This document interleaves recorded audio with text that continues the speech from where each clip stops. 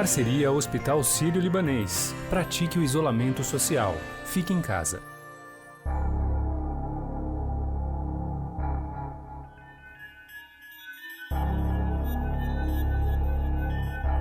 Mais um capítulo da crise política no Brasil, em meio à pandemia do coronavírus, surgiu nesta semana. Desde a declaração do ex-ministro da Justiça Sérgio Moro sobre a tentativa de interferência de Jair Bolsonaro na Polícia Federal. E estaria claro que estaria havendo ali uma interferência política na Polícia Federal. A credibilidade e governabilidade do presidente passaram a ser questionadas por parte da população e pela classe política. O presidente tenta há meses uma interferência na Polícia Federal. Isso é inadmissível. Já de algum tempo ter sinalizado que não tem o compromisso com o combate à corrupção, mas tem compromisso em blindar a própria família e os próprios aliados. E se houver provas consistentes da culpabilidade do presidente Jair Bolsonaro, eu votarei pelo impedimento constitucional, sim.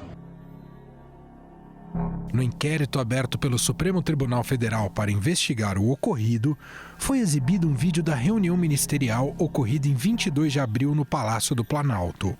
Ela evidenciaria a cobrança do presidente Jair Bolsonaro sobre o então ministro Sérgio Moro. Da minha parte, a parte do tocante ao inquérito está liberado. Até o palavrão meu que eu falei lá, o palavrão sem problema nenhum. Não tem. Toda a minha parte está liberado, isso aí.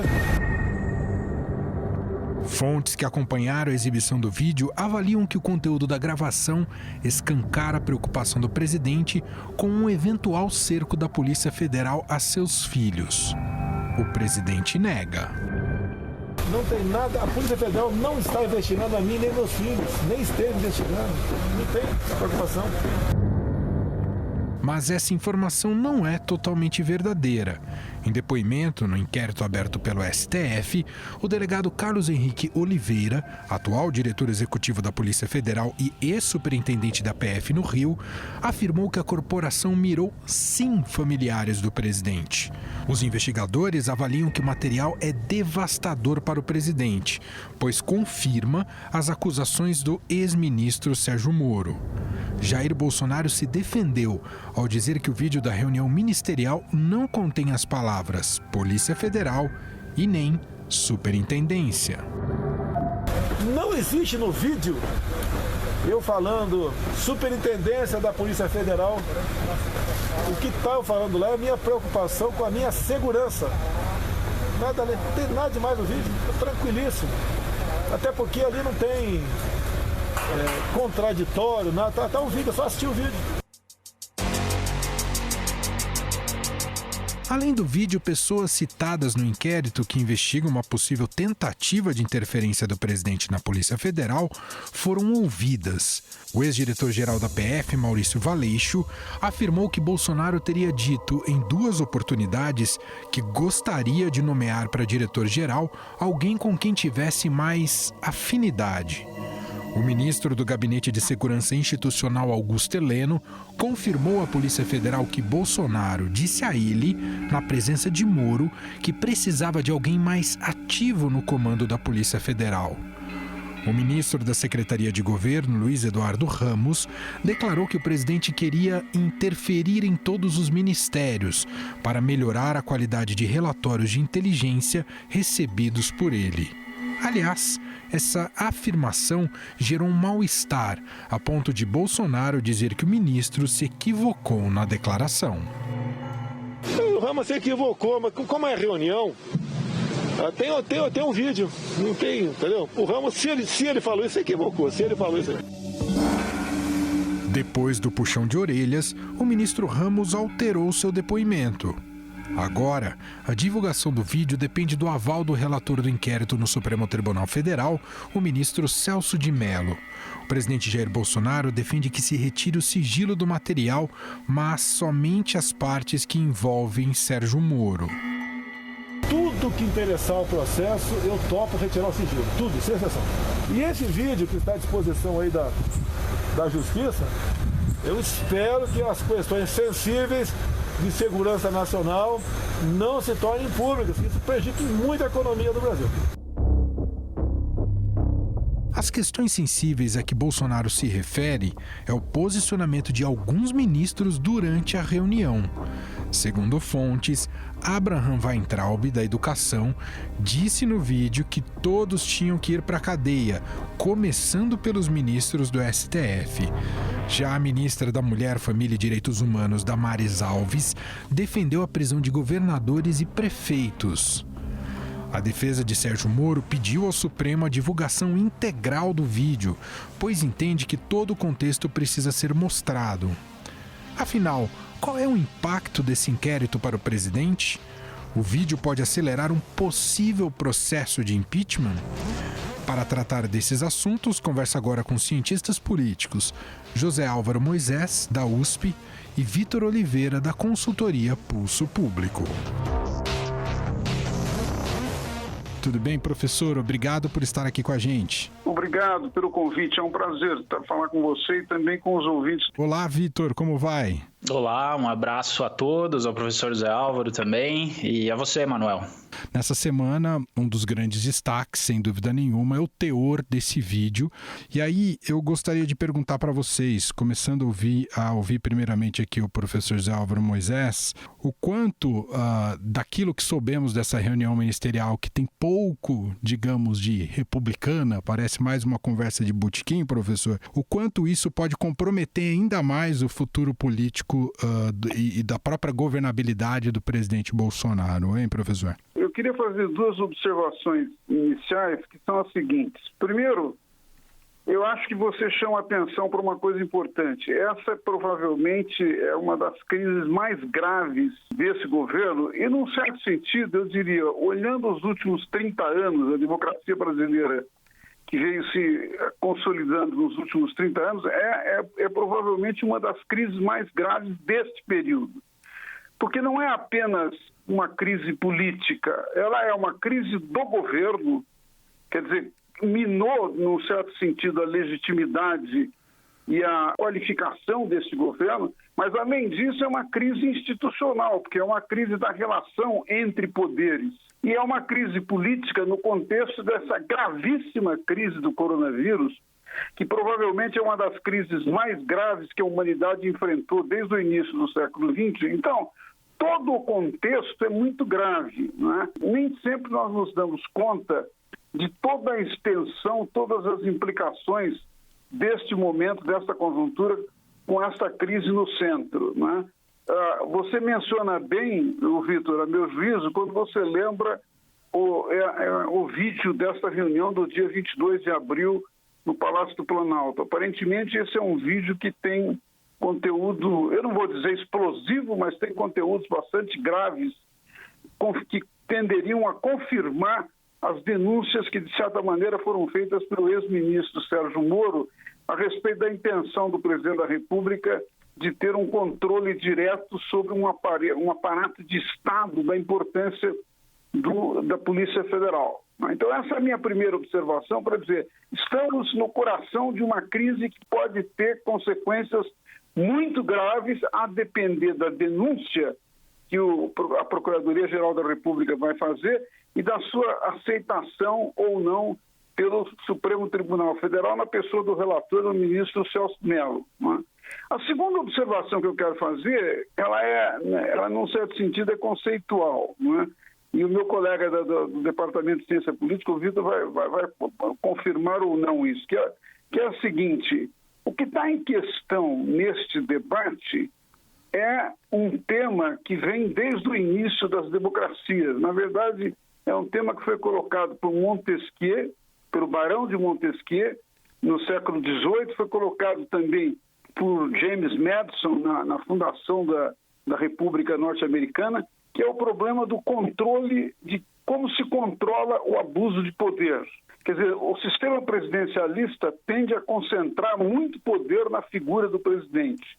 E como James Madison chamava a atenção, instituições, elas canalizam ambições. Para poder resolver o problema do possível abuso das ambições que são canalizadas pelas instituições, só tem um caminho, são as outras instituições capazes de coordenar e, de alguma maneira, de controlar o abuso do poder. O que o Bolsonaro está esperneando e lutando contra é exatamente contra isso. Agora, como isso é de uma extrema gravidade, porque pode colocar em questão, não é, o funcionamento da democracia, o desdobramento desta crise, num certo sentido, é o que prenuncia momentos muito difíceis, muito complicados para nós, principalmente porque, ao mesmo tempo, nós temos que salvar vidas. Vitor Oliveira, também queria te ouvir, até já com base nessa primeira contextualização feita pelo professor José Álvaro Moisés sobre a gravidade do momento em que estamos atravessando, Vitor. Pois é, você me deixou mal agora, né? Porque falar depois do professor José Álvaro é complicado, mas eu vou tentar. A gente tem uma coisa que tem me chamado muita atenção nesse processo político que a gente vive, foi me debruçar também um pouco ali sobre o que se escrevia a respeito da crise do presidencialismo, por assim dizer, ali no começo da década de 90, né? Lembrei um pouco do que o Juan Lins, né, que é um autor também que sempre teve muito destaque nesse debate, falava um pouco sobre as expectativas que o presidencialismo traz com relação aos apoiadores do presidente e a visão, às vezes, até um pouco exagerada de não ver legitimidade nas outras instituições, né? Então, acho que, junto com isso que o professor Zé Álvaro trouxe, eu acho que a gente precisa ser muito cioso nesse momento das nossas instituições, tendo em vista que exatamente a divisão do poder e as características delas são para evitar abusos, são para evitar autoritarismos de qualquer parte que seja, né? E nisso eu incluo o trabalho da imprensa também. Eu vi com muita preocupação, inclusive, o texto de opinião que o vice-presidente da República publicou, né? No próprio estado de São Paulo, se eu não me engano, e em que ele não só condena, de certa forma, o trabalho da imprensa nesse momento da crise, mas também critica o que tem sido feito pelas outras instituições, né? E nesse contexto de crise, né, só para arrematar esse argumento, é que a gente teria em tese aí, ou poderia ter o impeachment como uma válvula de escape das pressões do sistema, uma coisa talvez, embora seja um processo diferente na sua forma, mas do ponto de vista do significado político dele, ele tem um sentido muito parecido com o que a gente tem ali da moção, do voto de desconfiança do parlamento em relação ao chefe de governo no parlamentarismo. Então, a gente poderia ter o impeachment trazendo um alívio dessas pressões internas, né, às instituições, ao sistema político, mas fica muito complicado quando a gente vê o vice-presidente da República também não se colocando como uma opção democrática, inclusive. Professor José Álvaro, o Vitor coloca aqui um aspecto interessante, que há uma expectativa de que um impeachment esteja endereçado, mas que ele se torna muito difícil para correr agora, evidentemente, por conta da própria crise sanitária, da crise de combate ao coronavírus. A própria classe política tem sido reticente, ou parte dela reticente, ou lideranças no Congresso Nacional ainda têm sido reticentes em relação a isso. E tem como ingrediente extra a aproximação do presidente com partidos fisiológicos do Centrão. Mas, na visão do senhor, o impeachment ele tem se tornado a cada dia inevitável em relação, ou um processo em relação ao presidente Bolsonaro, professor? Eu acho que, num certo sentido, é paradoxal e tem até um certo cinismo nisso, mas o presidente está sendo, de certa forma, beneficiado pela crise do coronavírus, porque como estamos todos nós, o país inteiro, e os chefes, autoridades das outras instituições, todos voltados para enfrentar a crise do coronavírus, é difícil voltar a olhar para, digamos assim, para os procedimentos que são necessários para a abertura de um processo de impeachment. Claro que isso agora, com o que ocorreu nas últimas semanas, com os depoimentos que nós ouvimos, né, e agora com esse vídeo que está prestes a ser revelado, pode ser que esse contexto mude, no sentido de que mais atores políticos, principalmente, né, dos partidos políticos, do Ministério Público e do Congresso Nacional, se deem conta de que a gravidade da situação aumentou. E, ao ter aumentado, coloca na pauta a possibilidade do impeachment. Eu acho que o Vitor levanta uma questão interessante, né? Eu acho que nós temos vivido no Brasil, nesses últimos 30 anos, vários momentos de crise que, na verdade, crises agudas, que, na verdade, colocam como única alternativa para sair da crise o impeachment. Isso, por um lado, é uma coisa positiva, porque significa que nós temos uma saída, temos uma solução. Mas tem um outro lado da questão, que é todo o trauma que qualquer impeachment cria na relação entre os partidos, entre as forças políticas, entre o governo e a sociedade, entre apoiadores, eleitores. É terrível isso, né? Então, num certo sentido, eu vou me afastar por um minuto da conjuntura para sugerir o seguinte, não é? Provavelmente também isso está inscrito, de certa forma, no comentário que fez o Vitor. Não é? Esse contexto está, de novo, colocando na pauta o debate entre alternativa presidencialismo ou parlamentarismo. Nós precisamos de um sistema político em que, para enfrentar crises, não seja necessariamente entrar no trauma que nós temos vivido com os dois impeachments anteriores, com a quase impeachment que ocorreu no governo Michel Temer e, de novo, essa possibilidade agora com o governo Jair Bolsonaro. Não é uma boa você estar numa sociedade política, num sistema político, em cada vez que tem uma crise, se enfrentam traumas dessa natureza. Nós precisamos encontrar uma outra saída. Como cientista político, como analista, eu acho que isso deveria nos ajudar a reabrir um debate que pode ter um sentido muito importante para o país, que é de nós aperfeiçoarmos o nosso sistema político e o nosso procedimento democrático. Em 20 segundos, voltaremos ao bate-papo aqui com os cientistas políticos José Álvaro Moisés, da USP, e Vitor Oliveira, da Pulso Público. E falaremos sobre o populismo de última hora adotado pelo presidente Bolsonaro. Em tempos de Covid-19, vamos ser responsáveis, praticando isolamento social e não disseminando notícias de fontes desconhecidas. O Hospital Sírio-Libanês tem uma página especial com informações sempre atualizadas. Acesse hsl.org.br/coronavírus.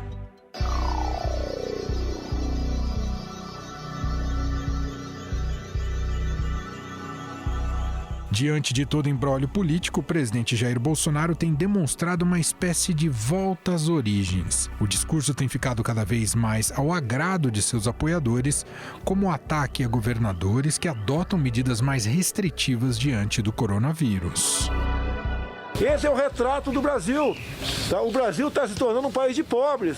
Quando o que eu falava lá atrás, que era esculachado, estão vendo a realidade agora aí.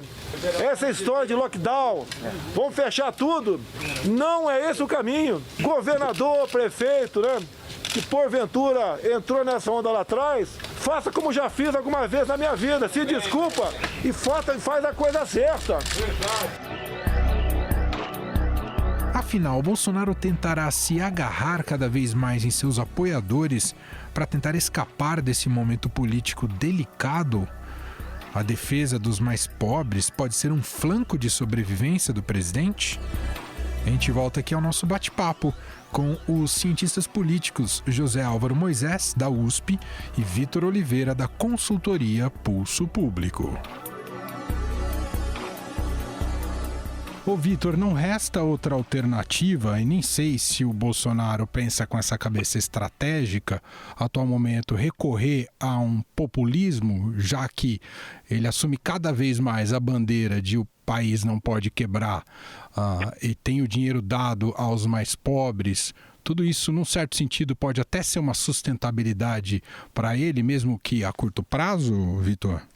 Eu acho que o curto prazo, de uma certa forma, é tudo que o presidente tem, né? E eu vejo claramente esse redesenho como uma opção de sobrevivência, mesmo no Palácio do Planalto, ali do presidente Jair Bolsonaro, porque, de fato, assim, é um governo que desde o início, né, optou, né, por uma estratégia deliberada, ninguém obrigou o governo a fazer isso, né, a não trazer o parlamento para governar junto, né, a não dividir os poderes. A gente tem um quase parlamentarismo na figura aí do que se convencionou chamar de presidencialismo de coalizão, né? A gente tem essa espécie de instituição informal, que é um negócio que está entrando na moda agora na ciência política e que é interessante para a gente pensar, né? A coalizão, a tal da coalizão de governo, não é uma instituição, não está escrito na Constituição em lugar nenhum, enfim, enfim.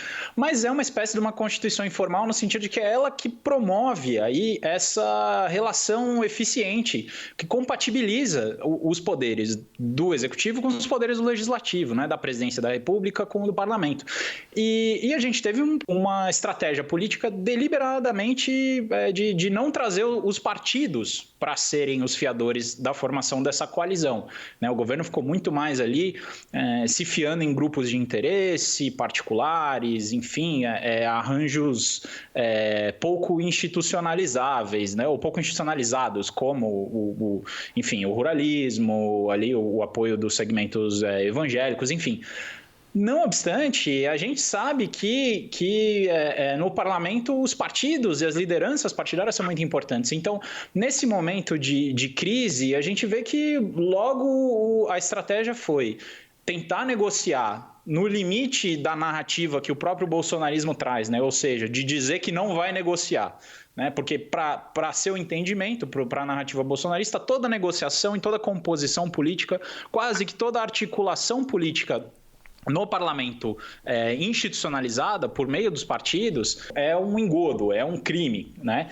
Enfim, então sem ir contra, ou seja, sem nomear ministros de partidos por enquanto, pelo menos, trazer uma parte dos partidos que... Eu lembro do Ciro Gomes na campanha falando uma coisa muito interessante. Tem uma parte dos partidos políticos e dos políticos brasileiros, né? Se a gente pensar aí, geralmente partidos e políticos gostam de três coisas. Eles gostam de cargo e controle de recursos, querem, obviamente, se eleger, então querem voto, e também tem preferência por políticas públicas. Todos têm, mesmo os mais fisiológicos, por assim dizer.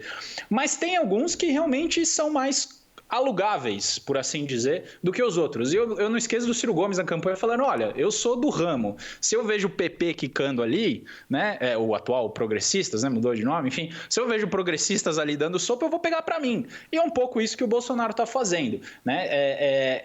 E uma terceira, um outro pé dessa rearticulação política é apostar no curto prazo, apostar no apoio das massas, apostar num certo populismo, e aí vai política econômica, vai política social, vai tudo junto. Professor José Álvaro Moisés, diante da gravidade dessa crise e da condução que tem tido o presidente Jair Bolsonaro, o senhor falou até e destacou muito bem questões de fundo, né, de rediscussão de sistema político, de um parlamentarismo. Pensando no impacto também para a sociedade e para o eleitor, a gente viu uma radicalização grande nas relações, né, da política brasileira, né, um efeito profundo da polarização. De uma certa maneira, essa crise vai pedir, e a saída dela vai pedir figuras e lideranças mais moderadas? Olha, Emanuel, essa é uma questão excelente. Eu acho que, sim, em relação à polarização que ocorreu desde a campanha de 2018, na verdade a polarização já tinha se iniciado um pouco antes, né? Até, às vezes, por protagonismo do PT no que diz respeito à polarização. Mas, enfim, em relação a essa polarização, agora se abriu um espaço para que outras lideranças que não estejam no extremo, que não estejam, digamos assim, jogando, né, a sua energia, o seu esforço em utilizar a polarização para mobilizar setores dos eleitores da opinião pública, né, é preciso ter clareza do seguinte: essas lideranças têm que ser capazes de se renovar. Nós vimos na campanha de 2018 um cenário absolutamente incrível, surpreendente sobre certos aspectos. Nenhuma liderança, fora da maneira como o Bolsonaro explorou a campanha, ninguém foi capaz de dar resposta para a insatisfação da opinião pública, que desde as jornadas de 2013 vinham mostrando uma enorme rejeição de políticas públicas, de serviços públicos, dos partidos, e mesmo da maneira, digamos, clássica de fazer política, que levou a um sistema orgânico de captura do Estado para corromper empresas estatais como a Petrobras, né? Ninguém foi capaz de responder. Então, num certo sentido, a crise de liderança é parte da nossa crise. Em um certo sentido, a sociedade brasileira ser capaz de produzir novos líderes que, de alguma maneira, sejam capazes, ao mesmo tempo, de entender os desafios da vida democrática e os desafios da vida republicana e responder de maneira adequada responsivamente para os seus eleitores, digamos, uma interrogação que não está muito claro se nós vamos ser capazes de responder a ela, não é? Tem alguns nomes que, de alguma maneira, estão se insinuando e, de alguma maneira, buscando ocupar esse espaço, mas eu não diria que isso ainda está devidamente estabelecido. Mas eu acho que é interessante que você tenha levantado isso, porque, num certo sentido, o funcionamento da democracia supõe lideranças com essa visão de Estado, não é? Supõe lideranças que têm uma vocação de estadista, ou seja, de ser capaz de interpretar não apenas aquilo que os seus eleitores querem e têm expectativa em função da campanha eleitoral, mas ser capaz de interpretar isso no contexto dos interesses da sociedade mais ampla, mais diversificada, como é o caso da sociedade brasileira. Sociedades complexas e desiguais como o Brasil têm uma infinidade de interesses completamente diferentes. Então, o governo, o estadista democrata, tem que ser capaz de dialogar com essa realidade complexa, multiforme, e dar respostas, e ser capaz de dar respostas. Veja bem, Emanuel, não dá para falar em interesse dos eleitores sem partido.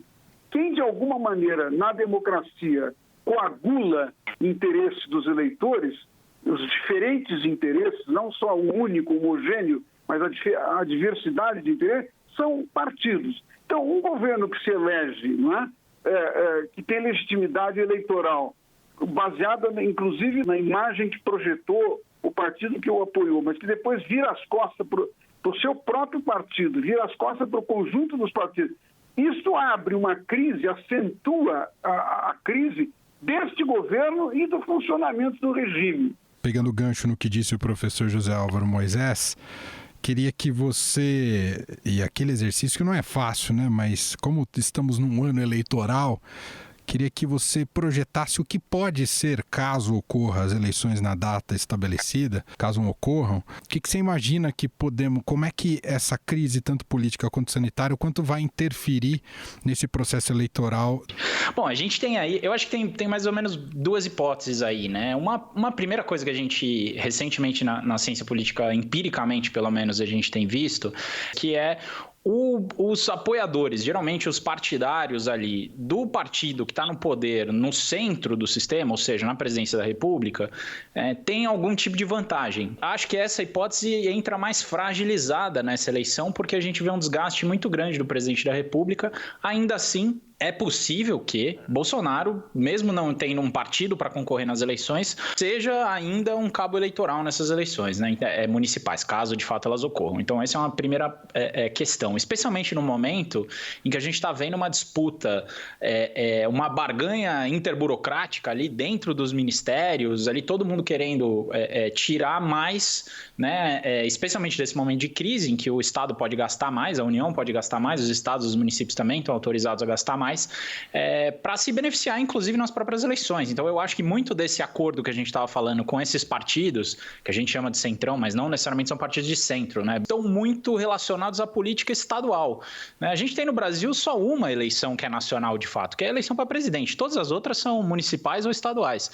Né? Então, essa ideia de transferência de recurso do centro para a periferia do sistema político brasileiro, ou seja, da União para estados e municípios, certamente vai influenciar esse arranjo político do contexto que a gente está vendo aí no Congresso, especialmente. Muito bom o bate-papo aqui, o debate. Eu quero agradecer ao cientista político José Álvaro Moisés, professor da USP. Professor, obrigado mais uma vez por participar aqui com a gente. Não, eu que agradeço, Emanuel. Foi um prazer participar com você e com o Vitor. E agradeço a Vitor Oliveira, cientista político da consultoria Pulso Público. Obrigado, Vitor.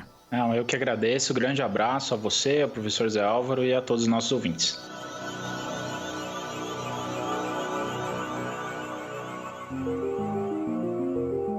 Bom, chegando aqui para encerrar esse podcast, temos ela, Renata Cafardo. Fique em casa com o Estadão, com Renata Cafardo. A gente conversa hoje aqui no nosso quadro com um dos maiores arquitetos do país, Márcio Kogan. Oi, Márcio, tudo bem? Tudo bom, dentro do possível.